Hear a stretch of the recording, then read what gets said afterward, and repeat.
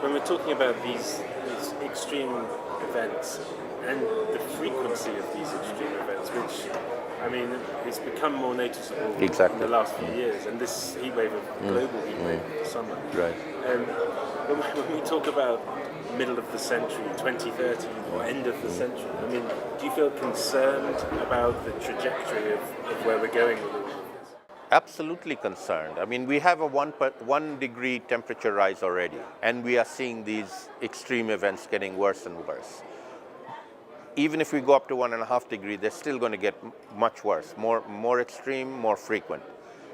2 degrees, they're off the charts, and higher, they're completely off the charts. So we need to keep them to 1.5 and still have to deal with them and adapt to them. And that's really where we come in. The work that I do is on adapting to the impacts of climate change in Bangladesh, which I argue is the country that is furthest ahead in taking this issue seriously. Where do you see the progress on staying below 1.5 degrees? Will it or can it be achieved?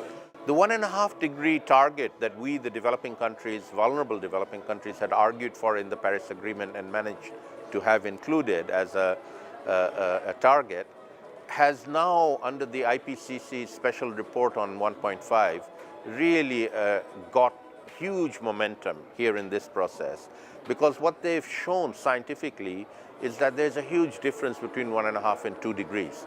It's not just poor, vulnerable countries that need to worry. It's the whole world that needs to worry and not want to get to 2 degrees. Even 2 degrees is bad news for everyone. And so trying to be below 1.5 degrees is now much, much more required. And the other part of the IPCC report is it still can be done, difficult, but can be done. And it means all countries committing to go to zero emissions by 2050. And you're seeing country after country do that.